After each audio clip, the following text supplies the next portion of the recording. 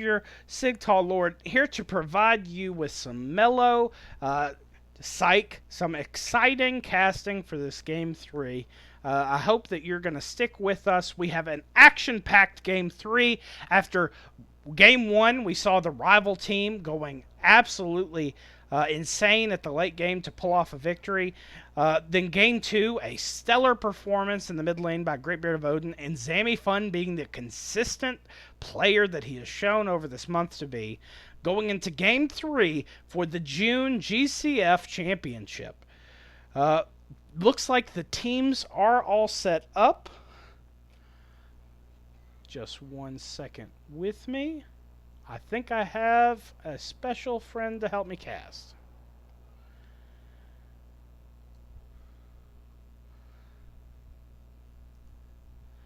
Token, how you doing tonight? Hello, how's it going? I'm good. Well, good stuff, man. I saw you sitting there. I just had to warn. I had to have some company for this Game 3. I'm gonna throw them the ready check, but while we wait, what do you think will happen Game 3 after these exciting Game 1 and Game 2?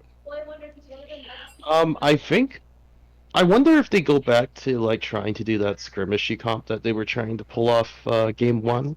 I believe rival team did that a lot better. Very much the long range poke engage of the Seraphine and the Oriana. So it'd be interesting to see like what they try out this time. Well, I we would will. also be interested to see if they ban out Vayne as well. Considering Vayne has only played Vayne twice, and throughout the entire time I have played against him, he's only played melee champions. It's interesting to see if he actually will play another AD carry, or if he's just trying to hide his AD carries at this moment in time. We'll see. That's some big brain meta stuff there.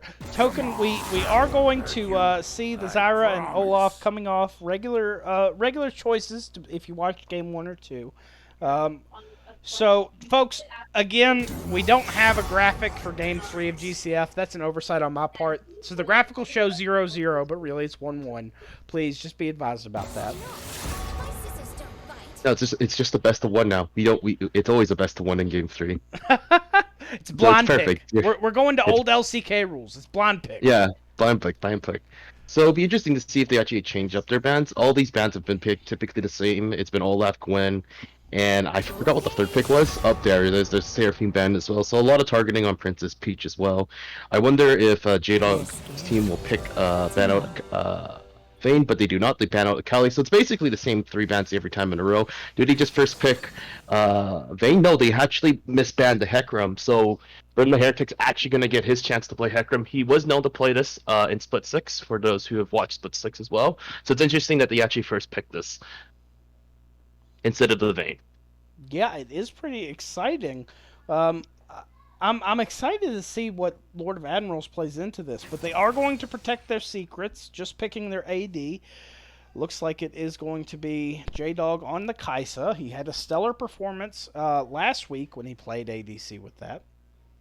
So most likely will be AD and support or jungle here. Okay, so they're gonna just Lord of Admirals is actually just gonna blind pick, or not really blind pick, but pick the Zac in instead of just picking AD and support and then third picking jungle. You typically do that if you want to see a little bit more and you don't want to have your jungler be sort of open to counter picking.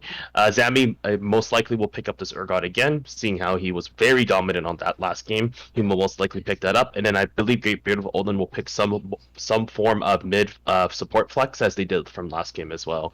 So Urgot's going to get picked up here, and then I think this third pick might be again Vygar, but Vygar was very good in like sort of chaining or outzoning a lot of the picks that you saw when it was really important to get a pick, especially on the AD. Yeah, I'm excited to see how they. Ooh, very exciting stuff. Seeing the Draven picked for Ravane. Ravane not looking to make it a three-peat on the Vayne. We are going to see a third pick coming. Do you think we're going to be seeing some kind of dive comp with the Kaisa Zac that we already see committed? I think they're going to commit to this. I do think they might just commit. They're going to pick up the Ornn. Ornn. Oh, good thing Alexis is not here because man, he was complaining about all those champions. So as soon as I come in, everybody's picking up all those champions that everybody despises. We see the Ornn, we see the Hecarim, we get to see Urgot again. So bans most likely are going to be most likely bot centric focus. A lot of this game, I will assume, will come from bot lane or how bot lane plays out. Well, we'll see how that's executed. Huge statement coming out from local team picking that Draven. I am excited to see what we see for a mid lane matchup. We do see a Diana and a Fizzban. Now, interesting, Chaosix does play Zillion, so that's one of the main things that I'm looking to see is that if they're going to try playing more, I would say bot-oriented with Kaisa, but it might not be the case. You notice that the Maokai's banned because Huge plays Maokai. We do see targeted bans of Fizz and Orianna. I think they'll pick support here and then last pick mid. Is that Pike? No way. Princess, I know Peach plays a little bit of Pike, but it's not his forte. He's mostly known for his enchanters and then a little bit of tanks in between. But that also could be flexed into mid. Mid Pike has been a thing until he did get his pseudo buff there, so there is the Lux. So they are trying to swing it either way. Chaosix can play Lux or Peach can play Lux as well. So this is a good pick. So they are looking to last pick either support or mid here. Well, we'll see how this wraps up. There's a lot of pressure now in terms of this support pick trying to answer into that Lux. Do you think we could potentially see a safe pick? No, we will Nope, it's not. gonna be Rakan. All Yeah, up in your business. Rakan Draven, a very fun match to watch. Yeah, if you think of it as magic colors, Draven's very much the epitome of red, or aggro as most people know it. This whole team from local team is all about the red. We're all going all in here. I would not be surprised if Odin plays some sort of red pick. There we go, there's the Vel'Koz as well. A little out of place considering that it is a long-range engage, but it does help with the fact that if everybody goes in, he can be backline artillery and basically protect everybody with the laser beams of death. Yeah, On the other hand of side, you'd sort of notice that rival team plays a little bit more, it has more disengage, can play both sides of the coin of both engage and disengage as well. So I wouldn't be surprised here if Chaos 6 takes Lux and Princess Peach actually picks up an Enchanter here to sort of round out this composition. huge choice coming down, and it will be the Yone. Yone! Yone mid. Okay! Very exciting stuff. This dive is going to be very exciting to see executed by Team Rival. A tale of two comps coming out in this final match of Game 3 for the GCF June Championship. This is What are very your thoughts? interesting, actually. Both teams actually want to play face. They're both like when you pick a Yone, very typically you want to go all in. You're going in with a Zac, and then you also have the engage of Ornn, the Ornhorn of going all in.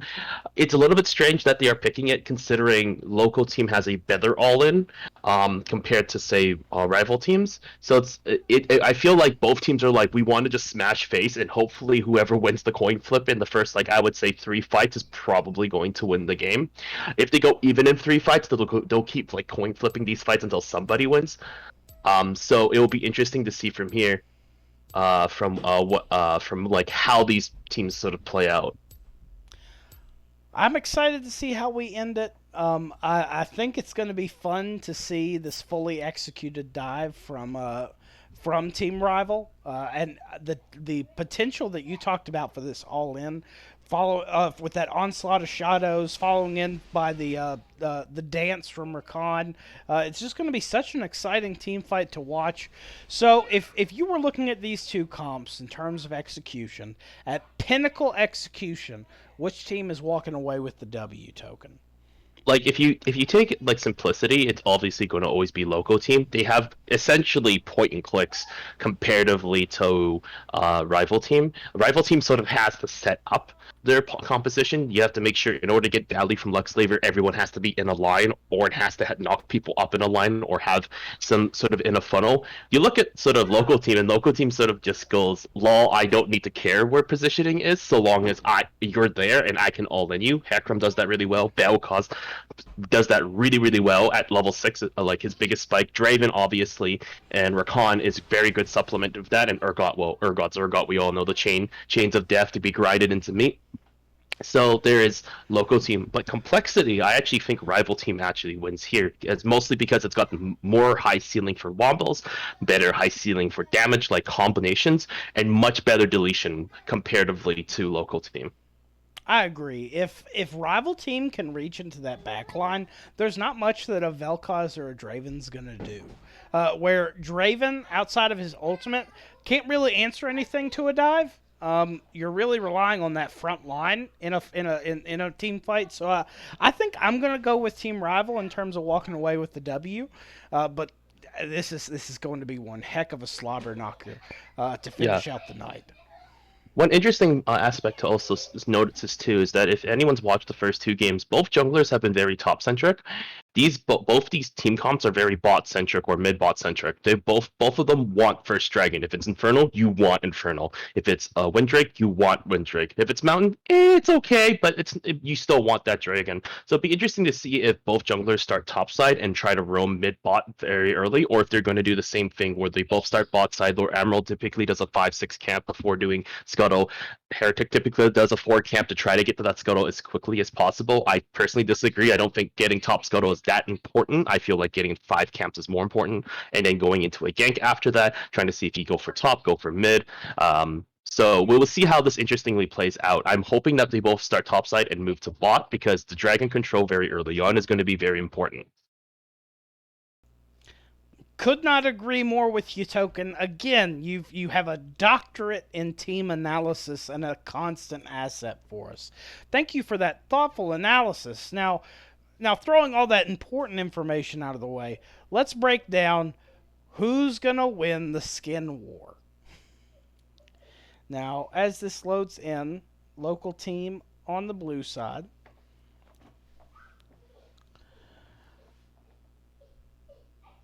We see a return performance for Giant Enemy Crab God, Cosmic Charger Hecarim, Arclight Vel'Koz, Ruined Draven, Elderwood Rakan, all skinned up, ready to go. Oh, we have two naked people on the other team. Zach and Yone, come on. Where's my pool party, Zach? They obviously lose.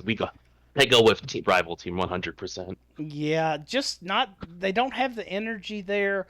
Elementalist Lux is always exciting to see. It's a quarter in the pay to win strategy, but just doesn't matter. Probably one of the coolest modern Draven splash arts is the Ruined Draven, so I'm excited to see it. Oh yeah, that's a new Draven skin that just came out. So I'm actually really excited to see that skin as well. We see Elder Woods on both sides with top and support. Too bad they're not on the same team. They don't get that Elder buff, but we need one more Elder anyway to get the 3 buff. So that way they scale better and grow. But unfortunately, they're not on the same team for that to happen to end this game. No, I think I'm going to give this to the Shadow Isles Void team featuring the star-studded engage potential of the Vestai and Rakan. Exciting stuff here. I'm wondering in terms of if these actual like champions showed up in these costumes, what would the judgments that they throw on Yon and Zach for showing up without nice clothes on? I mean, if you cosplay as Zach or Yon, regardless of skin, I still give you props for that. Especially if you're Zach. Imagine having to make a costume for Zach. Like you got to figure out how to be super bubbly, and then have your costume be able to move elastically and move like maybe a meter or about 5 feet or so to look like as if you're an elastic bubble man. If So I mean, it would either be anyone that cosplays as Zack is saying I'm either the best cosplayer and that's why I'm choosing this, or I'm the worst cosplayer and people will give me a free pass for stuffing some pillows under my shirt. exactly. Well, folks, I can tell you one thing: you're not going to see many people wearing poor player skins. These are all excellent caliber players tonight. People have brought their A game, and we're so thankful that they did. All of our content in the GMA community is player driven. That means without people showing up in our Discord, our socials, saying that they want to hold these events, we wouldn't be able to have them. Heck, I'm even here as a labor of love. So please join our Discord, participate in our content. We'd love to have you. We do everything we can to make the best product available. So let's hop right in. It looks like we are seeing some cheeky shenanigans coming out from this local team, trying to get this early engage. We'll be caught out by a ward. Insane. Like for the past 2 games, you noticed that local team has gone through the mid lane. I'm sort of surprised that Rival team has allowed that to happen both games in a row and sort of not been punished for that. So typically when you do 5 points, you always just put someone in the mid lane because the cheekiest way to walk into that rush is from mid lane style, because not many people actually like to sit mid. Some people, for some reason, people like to sit on both angles of the ramp and then not check mid lane. So that's why they've been sort of cheeky with that at all. So we are going to see, most likely it's going to be a no leash for Hecarim. Hecarim's going to start with Wraiths, go into Raptors, and then probably get, path upwards. Zach will start with the blue buff. So, and we do see something cheeky as bot lane as well. We do see Ravane and Huge sitting in the bot bush here. Do they win level 1? I actually don't think so, mostly because Peach did bring Exhaust and not Ignite. So this seems to be more of a coin flip all in. I think they're just hoping to get maybe a... Well, they have to get on top of Lux to win this, so they're going to be able to do it. They do get on top of Lux here. Exhaust comes out immediately. Ignite is also used. Flash is also used by Peach. Peach is able to walk away, and there is that chunk that we spoke of. So they're going to be able to come into this lane. They are up ahead 3 CS worth of, or 3 minions worth of XP, and this is a very good start for the Draven Rakan bot lane. Almost identical start to game 2 when Peach was on the Janna, had to flash, had to exhaust in order to get out. Very exciting stuff and a strong understanding of your opponent from this local team. Yeah, I think they've understood a little bit more of the habits of both J-Dog and Princess Peach, so both of them have been sort of been playing to what they are strengths are, with them being very more, I would say, what's the word, more standard in their sort of entry into the lane, so they were sort of able to cheese it even more in Game 3. Interesting that J-Dog and Peach didn't sort of think about that, because it did happen to them in Game 2 as well. And now Peach is really, really sad. He's, I think, about a level and a half behind. Yeah, he's about a level and a half behind, so he's going to be really in pain unless he get some help from the Zac in within the first few ganks.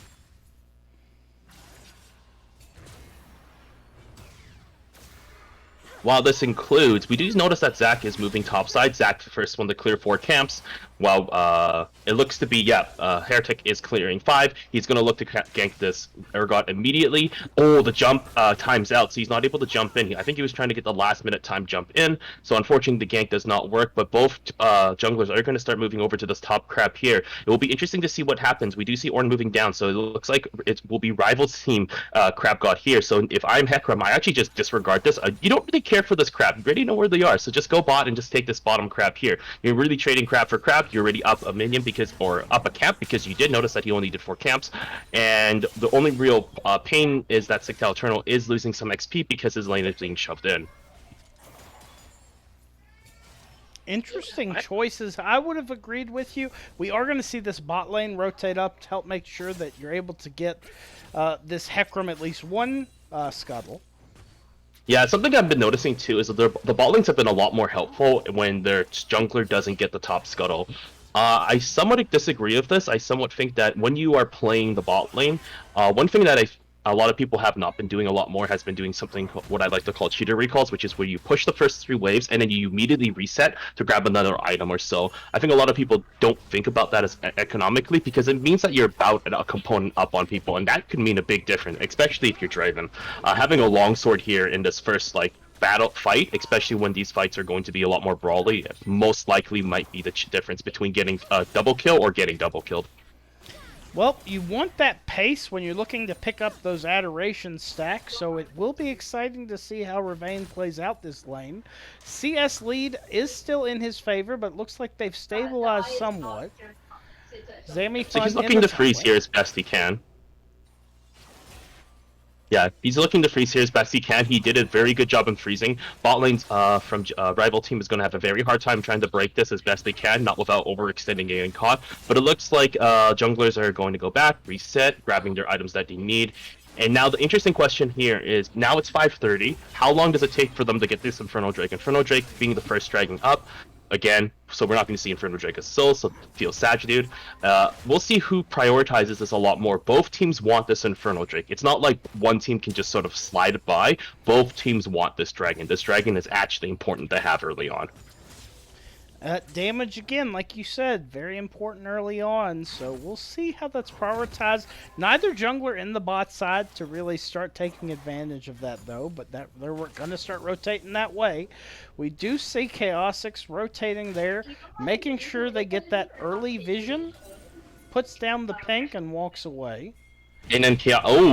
Oh, so wow, that was a very good attempt by Burn the Heretic to stop Lord Admiral from invading. He hits the blast cone, and it's just not enough to stop him from canceling the E. He still has the E up and was able to walk away, even though Great Beard of Odin sort of had the rotation as Chaosix did move down. So now there's a pink ward on Drag. Oh, we do have a pause. We'll Pause, see. everybody. Freeze. We'll see what that pause was about. People are starting to come online with these ultimates. Level 6 now in the mid lane, and Zamifun has reached level 6 as well. Tell me about the Heretic games. having ping issues, just by the way. So for chat, it's Heretic is having ping issues. Why they're pausing for a quick second. Apparently his ping has spiked to 3100, so very fun times. Gotta love online play. I can't wait till GMA is able to go back to in person. And we got the pause. We're going to have I'm in the pause state right now, so I believe it's going to be buffering as the game catches up. We get to sit here and wait. Do do do do do do do.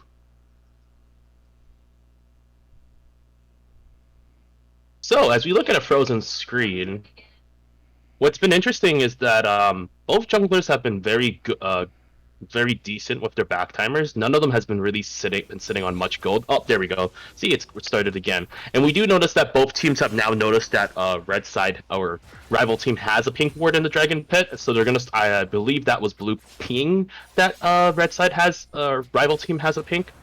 Now the interesting question is, will rival team just start this dragon? We'll have to see. Zach is in position, so after blue, he could head that way. Zach at this level, I don't think can do Drake by himself. He has not completed his jungle item smites yet.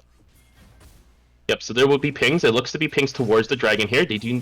I think they did just notice Hecarim top because he did move a little too far up, and that top river bush from red side does pick it up from here. Hecarim's going to start making his way down. He is going to look to try to gank the Yone here, but it looks like to be Yone and Vel'Koz are going to have a fight. Here comes the Hecarim for the gank. Here comes the ultimate. The ultimate used to attempt to get out. Very good attempt to use the ultimate, but he unfortunately also has the flash, which means because he has no more priority in lane, blue side's going to start moving down. Local team starts to have priority over the dragon. The question is local team going to start this dragon? But I think they're just going to clear the red side, reset a little bit, maybe try to push out their lanes, and then start dragon as well. I don't think they're going to try forcing it. Well, we do have Lord Admiral sort of mucking about here as he sort of sees to see if he can re-engage if they do force this dragon. Very exciting course of events across the map. That gank mid lane, providing the necessary fear to pull Zach off. Very exciting stuff, Token. Yeah, and I don't. Unfortunately, there's not really much to talk about there. I think with the first two games being very bloody, like they've been very brawly, like from like 3 minutes onwards. This is one of the more slower games. You sort of notice both teams have been sort of token their feet off the pedal. They're not just like trying to charge it on all in, as we do see again coming from bot side here. Zach attempting to try to make this work, but unfortunately, local team's bot lane is just a little too far back. So without fully engaging or using too many summoners, that would be too much of a force. So those back off from there as well. No, you don't want to force that, even if the jungler is in the bot side of the map to support you. Chaosic still looking to trade in this mid lane fight. Not exciting to watch, as you've said, but once we enter team fights, this Yone should be quite the entertainer for us. Speaking of entertainment, I'm really enjoying the idea of, even if we're not getting a bunch of fights right now, because of this scaling Ornn in the top lane, and because of some of these picks, when action does happen, it's going to be very exciting. You do notice that the Hecarim is floating bot side. He's just trying to stay out of range. He's trying to see if the bot side from J-Dog and Peach are also trying to engage here as well. We do see Rakan moving all the way up. They do have help from this. They do have help from the Hecarim that has not been seen yet. This Hecarim has. I don't think that pink also sees Hecarim there, but now it's been reinforced by another green ward, and Hecarim sort of has to walk away with this. Another pink is put down in the Dragon Pit, so very good Dragon control from local team. But unfortunately, local team doesn't have anything to really start this Dragon here. Even though the Zac is topside, my personal opinion would have been to just start it, but I don't think they are confident in their damage and or their ability to sort of try to 3v4 this out. Heretic is sort of still hanging around. He hasn't done any camps for about 45 seconds. I think he wants to force this gank bot side, or he wants to just do this Dragon here after, because Scuttlebot just came up here. So he's going to walk around, he's going to check for this ward in the river, he's going to clear that out, and then I think he's going to do Scuttle. Once he finishes Scuttle, or when they're going to fight for Scuttle, then that's when they're going to start Dragon. So they're going to notice this. Yep, they're going to try walking towards Dragon here. Here comes the engage. Very good flash from Varane. I don't think it was too necessary because their team's really sporadic, but here comes the ultimate. Looks to be a fight in the bot side, but it looks to be... I don't know who's going to die first. Oh, it is the Hecarim to die first, but unfortunately Zac has passive here, so passive goes in. Ultimate use from Yone, and it looks to be a complete fight, but here comes the chains as Sammy gets the chains and come around, and it looks to be a complete rout from rival team as local team may be able to pick this up, as it's just a brawly fight as everyone starts to die all over the place. And is this another pickup kill? It doesn't look to be, so it's a 2 for 4 for this fight, as the fight starts just as sporadically as it ends sporadically. Very exciting stuff. You saw a lot of skill expression in the early parts of that fight with that flash, but I feel like you're correct. The utilization of that flash really sealed Draven's fate when the later engage came from this rival team. They will not do the Drake, walking away. Now that does give the opportunity for local team to reset. What do you think the next 3 minutes look like, Token? They're gonna force this Dragon here again, so they know they have to back. So because of the death timers and the way the fight came out, Zami actually pulled a lot of time away from them from just doing the Dragon here. As we do see the Yone going in, we're gonna see Zac trying to jump in on top of the Draven here. Oh, he does miss, but it looks like it doesn't look to be a kill. No, it's not. Here comes the Hecarim trying to save the Draven here. Draven's gonna move up, trying to get those axes coming on in. They need to focus the Yone next, because Yone's pretty immobile at that moment, but it doesn't look like to be, so they're gonna I think they're gonna just back out and reset again, and then they're gonna look to fight this Dragon again. Both teams, as I said, they really want this Infernal Drake, but both teams don't really want to pull the trigger. So we're gonna see Pinch's Peach walk into here, put the pink down, going to clear the local team's pink, and probably move back into the lane. Incredibly well done at preventing the Drake. Both teams seem like no one's willing to commit to a full bloodbath, but still lots of blood flowing in this Drake contest from both sides. Now, with this going essentially back to a neutral state, waiting for someone to make a mistake in lane, where do you focus if you're this rival team looking to go back in? As Burn the Heretic does have the mobility to get to that Drake faster following a mistake. What do you think's going to happen?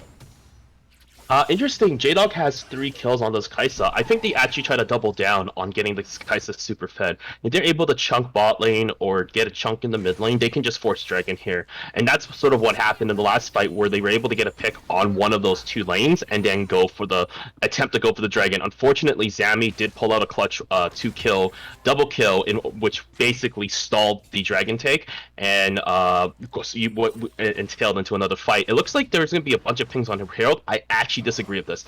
I'm a big Herald hater, by the way. I don't think Herald is worth the prize of the money, especially since there's an Infernal Drake on the field right now, and we do see that Admiral sort of hit it, pulled it out, and went, maybe I shouldn't do it, and walked away. With that poke coming from the other team, it's just so difficult to take, and you don't have that passive up as your little safety net, so understandable. I personally love Shelly and don't appreciate your hate. I just don't think it's worth, like, if you think about it from a cost-wise, typically Herald is, I think, 250 gold, Shelly's about 25 gold. That's given over at that point, so it's 225 gold, and typically when you use it against a turret, you're taking about 2 to 3 plates, which is shared typically between let's say it's best, it's between, say, top or mid with jungle. That's about 240 gold each. When you think about that in stats, that's pretty good. That's a pretty good swing. But then when you add on more people to it, it actually decreases in value as well. And while when we look at Drake instead just gives you permanent buffs. It's mostly the reason why that I dislike doing a lot of the early Rift Heralds unless you get like true value. Maybe you get it, as we do see engage in the bot lane as I talk about money, and it looks like Kai'Sa's going to walk away, and it looks like Princess Peach is going to be the sacrificial lamb here, as unfortunately that was a very, very good ultimate from Yuge, using that dance to basically charm both, and then split the Kai'Sa and Lux away from each other. And now here comes the pings. This should be a dragon for local team. Exciting stuff. It was a very well played fight in the bot lane. They are looking instead to get pressure here in the mid, trying to pick up this kill on Odin. Odin does have some tools left to try to get out, but does not utilize them. Able to safely say that kill was a very clean gank from Lord of Admirals. That was it though a worthy trade for the Drake? I think it's just what you got, right? Because your bot lane got chunked out really hard, and there's no real way that you can contest this without it becoming a 3v4. So very good use of Chain CC. The answer Pistol Crab's question in the chat. The score right now is 1-1, so we're on our third and final game. But I think that was the best trade they could go for right now without bleeding more at this very moment in time. J-Dog did not die in that gank, which is really good. That is about a 600 gold bounty that could have gone over to the Draven, plus Adoration stack, so that would be another 200 gold with the way he's been farming. So that would have been very, very bad for rival team if J-Dog did die there. So Princess Peach dying, it's a little unfortunate, but it's not as bad if J-Dog was to die there. Greybeard of Odin going very low after a skirmish with Yone. That damage coming online even without completing his mythic. We're going to see a gank in the top lane here. We're going to see Sigtal Eternal attempt to go against this Crab God, but the Crab God goes, ha ha, I got chains, and he's just dead up to Warrens as the Orn Horn becomes Lamb Chops, as Zach needs to now attempt to hold this turret or attempt to walk away from this turret. That's his two options here. I think he can hold this turret here because Urgot is quite low, so I don't think they should dive this. It's not worth it. I think Admiral also does have passive up, so it's not even worth the time as well. There will be pings on the Rift Turtle as well. Chaosix will be moving up to most likely cover for Zach or for the top lane. I believe local team will start. Yeah, local team will start this, but there is a pink, so this is a little scary. Sigtal Eternal does have his TP. He does have ultimate, and it looks to be Zach went in for some reason and looks to be attempting to try to go for that kill on top of Urgot, and the Urgot is traded back as Yone does go in with a beautiful double ultimate as the Ornn comes in, and the Ornn does miss the Ornn Horn, but that's okay. Ornn is overpowered. He doesn't need to hit his ultimate. He just walks up and just kills everybody anyway.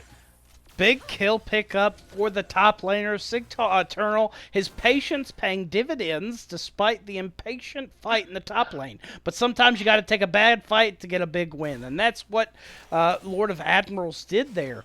We are 2 minutes and 40 seconds from our next Drake. Now, maybe different valued Scuttle is available. Potentially the next objective to be fight over on the map. We are at 17 minutes. All turret plating is down, but all turrets are relatively safe. No early turret gold going to either team.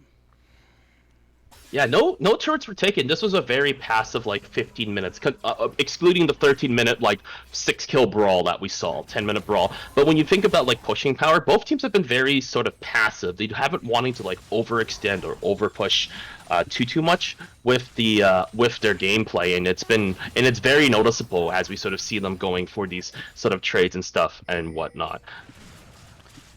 So it's been very, very, very sort of close, even though it's a 2k gold, or about a 2k gold lead for, no, yeah, it's about a 2k gold, sorry, 1.5k gold lead, I can't math, for rival team.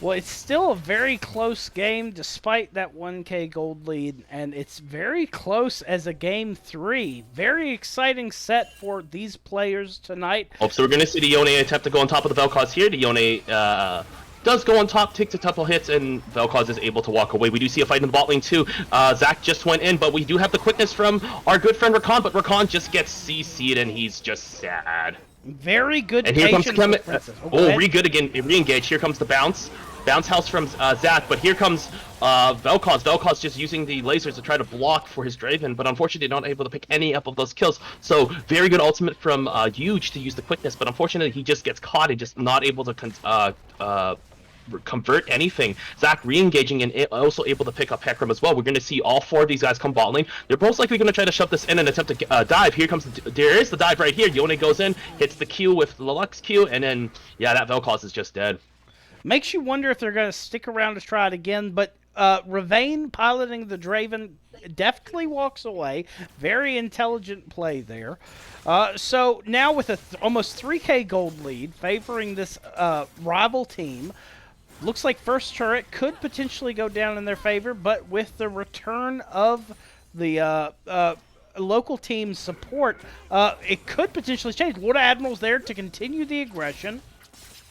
Yeah, so they're just still sitting here. Windrake is going to be up in about 7 seconds or so I think they're just posturing for this second Drake here, just to pick up the Cloud Drake here. And then I think what both teams are sort of hoping to roll for is they're sort of hoping to roll Mountain Drake here.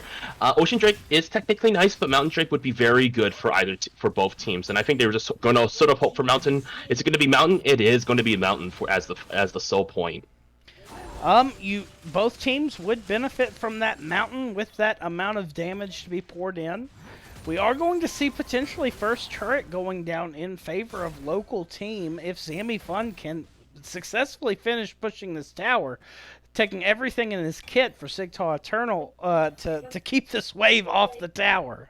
You see Chaotix's room again, and I think one quiet thing that people have missed as then Chaotix's room have been very on point. This guy has been able to keep up on CS and continue these kinds of roaming aggressions as well. And we do see the Ornhorn coming out. That's a beautiful Ornhorn to stop the Urgot from being with Dash away. Here comes the Yone. Here comes the knockup. Here comes the ultimate. Here comes the damage. Is it enough though? We don't want to get changed though, but here comes Hecarim. Is it enough to clean up the Yone? The Yone with Immortal Shield Bolt. That's a huge shield. And here comes the Brawl as they both going to start spamming. Who spams harder? And it's going to be the Hecarim, but it's a very good shield again. And it looks like Hecarim's wins, and Ornn sort of just looks, and it's going to attempt to try to get this kill, and he's going to get a clap, and I believe that's a kill for Ornn as well. What an assassin that Ornn is, able to pick up that kill at the end of the skirmish. Huge there, waiting tantalizingly, seeing if that support can finally deal the damage, but just walks away intelligently. I don't know. I think he looked at his items and went, nope, there's no possible way I'm going to be able to kill that Ornn as Rakan. And so as quickly as he came up to top side, he just walks away as well. This is very smart from local team to also give Draven a solo lane. You know that he's good by himself, so they're just going to farm and they're just going to push mid lane out at the same time as well. Sorry, I just wanted to get that point across. No, you're fine, Token. You're fine. Anytime I can get a free lesson, I'll take it. Now, we do see across the map, turrets are starting to fall, so it will become an interesting game. With that tower still in place in the bot side for the rival team, that will make Drake takes and the follow-up thereafter, potential fights, much more to their advantage, having a safe haven to go to. Top tower will go down. Zammy Fun finally able to pick it up. We don't see him invest the ultimate yet. Yeah, Zammy just needs to back here. Yeah, Zammy just needs to back here. It's a little too scary. No one's on the map, and in their own vision's eyes, they're gonna Scryer's Orb is going to spot 3 people, so they do know there's at least 4 topside. Although they did see Ornn backing, so they know at least 3 is topside here.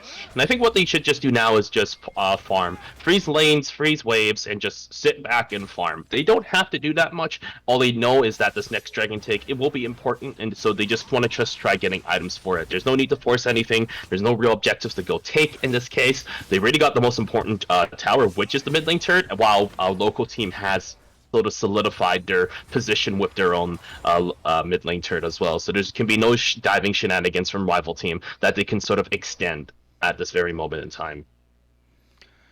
Well, we'll see how these next few minutes play out. Minute 45 till the Drake.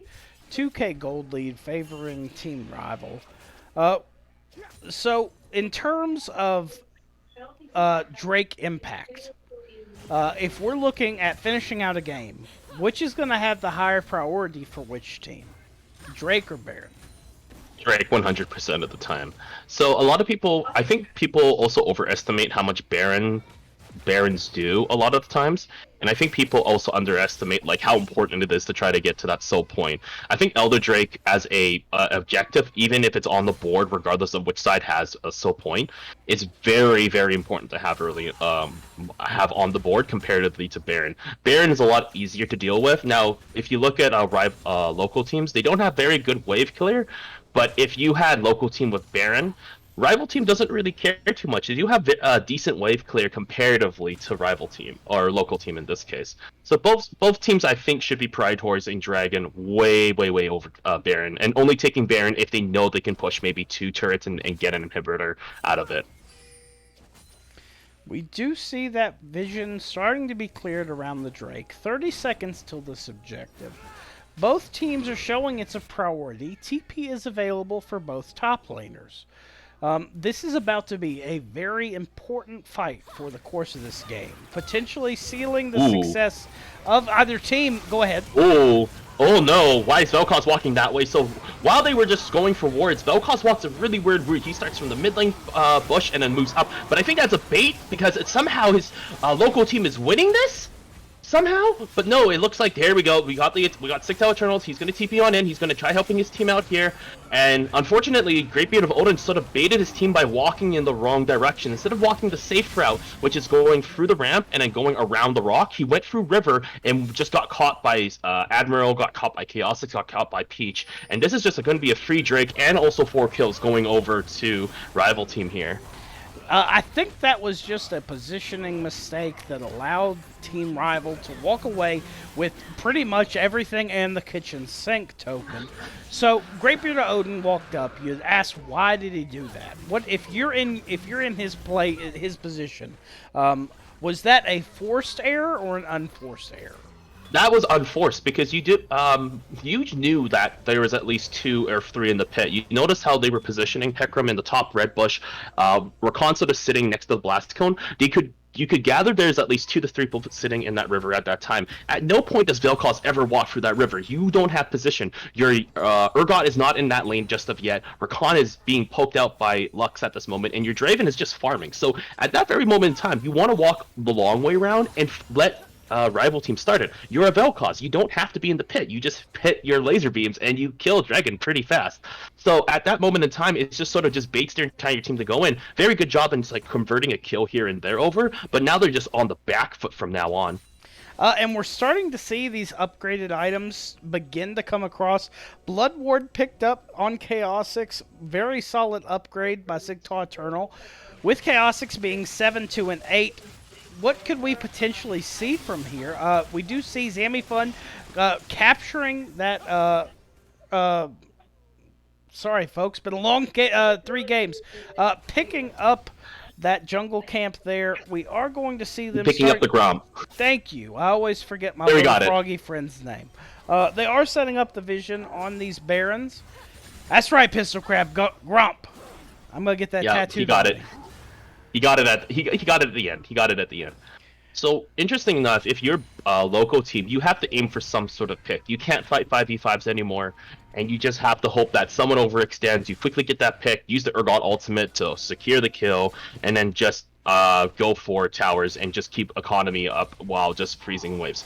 If you're red side, interestingly enough, you can do both. You can force this Baron at this moment in time because you know that blue side or local team has to respond to you. They can't just let you take Baron for free because this Yone has 15 out of the 17 kills, or has participated in 15 of the 17 kills. This Yone is huge. So they're just going to sit in this sort of bush here. They're going to look to basically ward the ever-loving bejesus out of this blue side here. And then they're just going to start Baron here. They're going to start this Baron, and they don't need to take it. They're just content and just starting it, hitting a couple times. And if it's given over for free, it's given over for free. And if they do come into them, well, it's the proper positions. They can control it just as we see GBO walk up and get killed. And that's exactly what they're going to do. So now they're going to ping Baron and start the Baron right on here.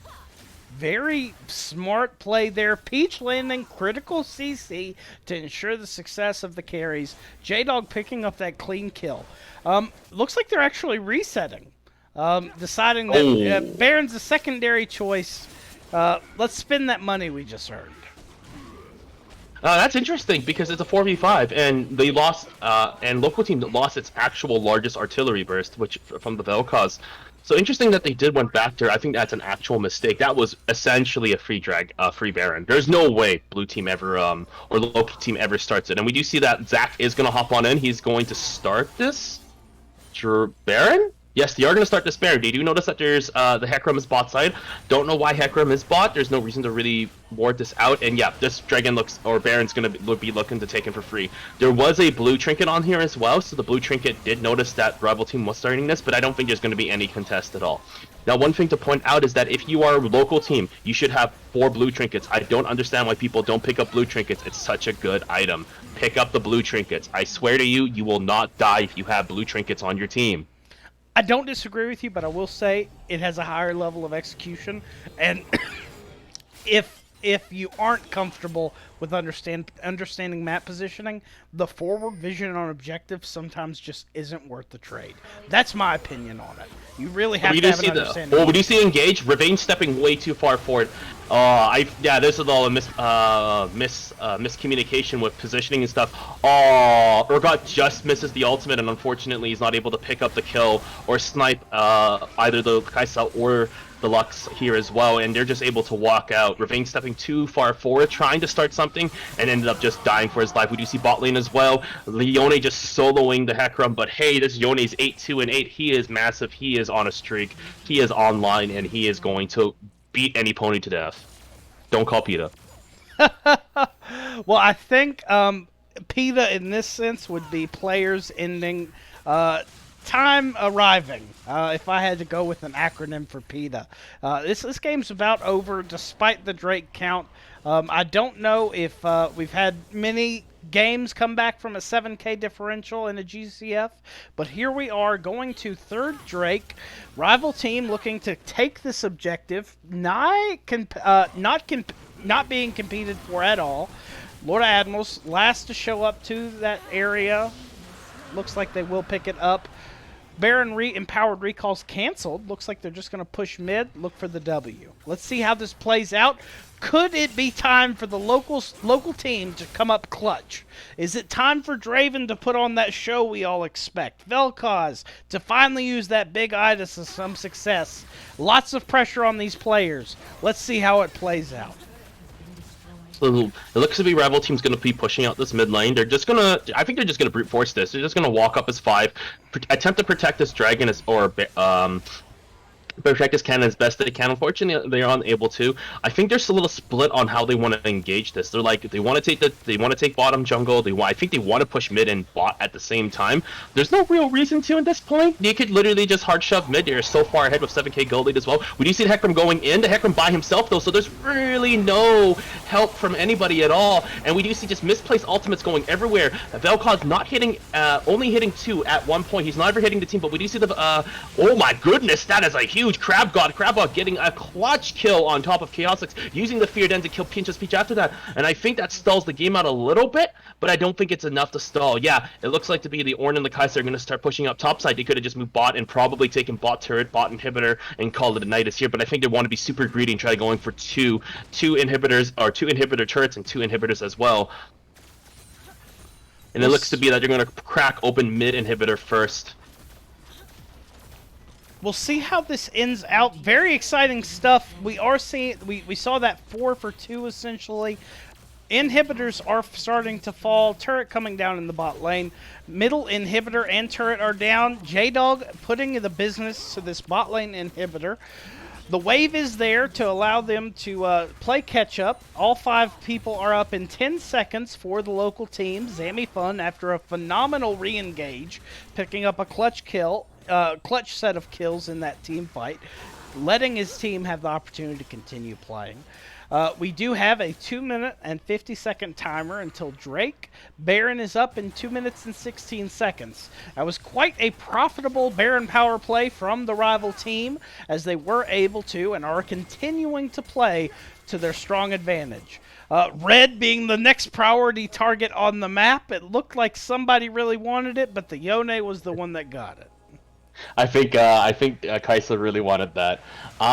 But what we're actually noticing here is that even though they're like 7 to 8k gold down, local team actually has been very close into turning around fights. I think the major problem right now is that they're still disjointed, and I think a little tilted from in this game because a lot of these fights are actually coming a lot closer than you imagine. This Urgot is actually a lot more beefier and a lot more bursty than I think even rival teams imagining. This because Zami has been very very good and very very clutch in hitting good alt chains onto correct targets. That being Chaosix at times, J-Dog sorry, not J-Dog, Chaosix and or Peach.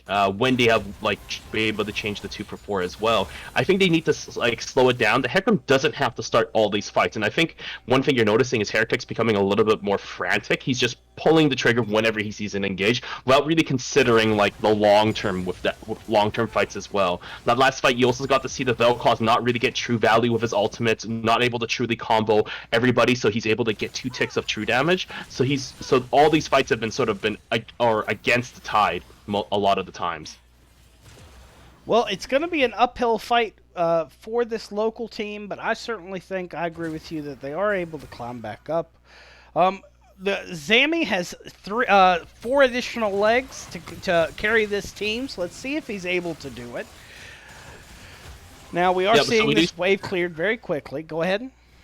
This is interesting. Rival team's like, I really want this top second tier turret, and it's like, Dragon's in 50 seconds. You guys don't have to fight this so hard. Just do Dragon. Just do Dragon, right? Like you don't have to. They're trying to force this really hard, and now the problem is that Peach is quite low, and even though their team is very very far ahead, Peach dying in this fight could be very bad. But these waves have been brutal for local team, and it looks like local team just knows that they have to give up this Drake. It looks like we're going to see Draven. Draven's going to use his ultimate to try to steal. Oh, that was very close into killing the Lux there, as it does rake through all 5 members of the squad. Very well intentioned, even well executed by Ravane, but the damage just not there. He is sitting on 3 completed items. It looks like they're trying to push out this mid lane so they could get to this Drake to potentially contest. If this were the Super Bowl, we would be in Hail Mary position. We're looking at throwing as long as we can. Fight this Drake, win the fight. Use those death timers to our advantage because we are at the point in the game. This is anyone's at this point. Yep, so they're going to try forcing this fight. I think they could have just waited a little bit, but yeah, Hecarim is just dead, outright dead, as he gets chunked with Lux Q and Lux Laser, and here comes the Wombo combos as Vel'Koz attempts to valiantly, and with the Urgot attempts to valiantly try to CC and kill everybody with AoE damage, and it's just not enough. Vel'Koz does the Dance of Death, and he just sort of bemoans himself as he is whipped and killed and on the spot. He becomes calamari, Vel'Koz style. Well, if we're going to talk about calamari, this is one wrapped up piece of sushi token.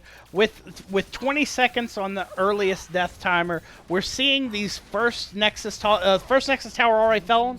The second Nexus Tower has fallen. No one will be up in time to contest this Nexus going down, and the rival team taking the June Gym Class Feeders Championship home, out of town, and out of sight. Let's take a look at some stats to wrap this up. Does anything stick out to you in particular? Still getting to the stats board. Hold on, give me a sec. Wow, interestingly enough, I think that Vel'Koz damage, and you notice that when you look at the damages field, this is why local team has so much potential coming back.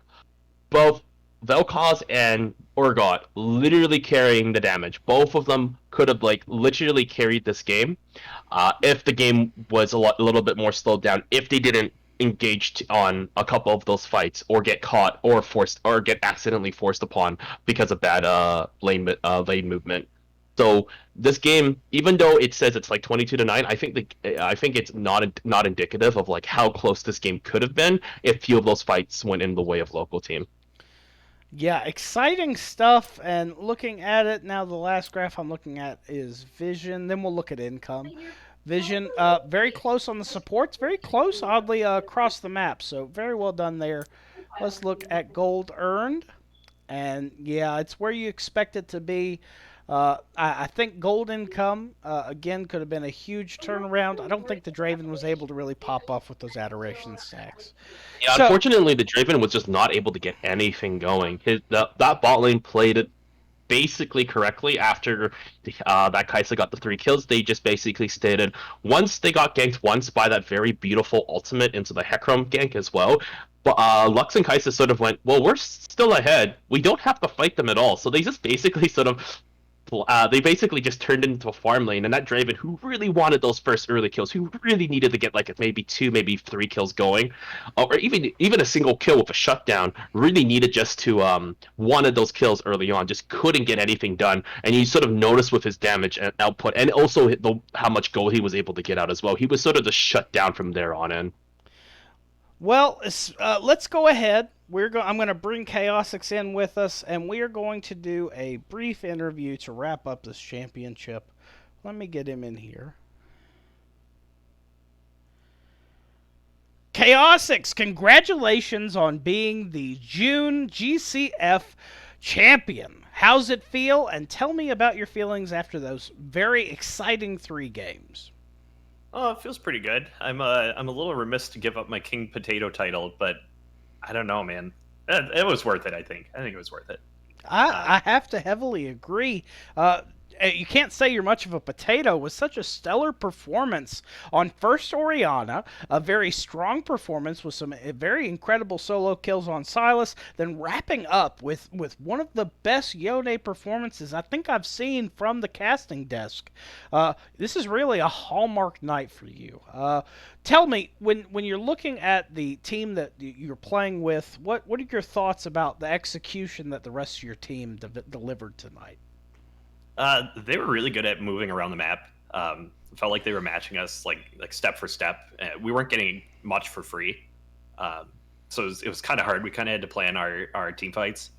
In the first game and the third game, that was pretty easy. In the second game, I feel like we kind of drafted ourselves into a corner. As far as that was concerned, they just stomped us. Like we had no answers for them. But yeah, it was kind of scary. I think first and third game could have gone either way, actually, the way they were playing. So, well, exciting stuff. I know that I thoroughly enjoyed your performance.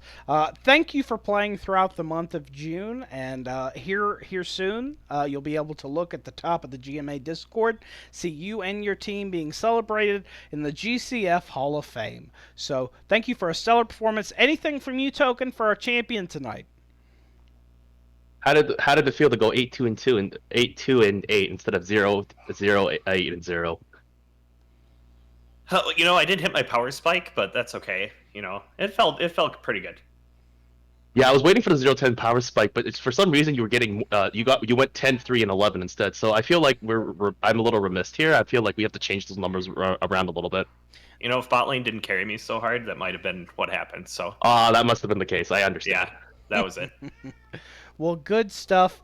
And folks, from the casting team here at GMA Gaming, thank you for joining us for Gym Class Feeders. We look forward to seeing you in Discord and on the Rift. Have a great night.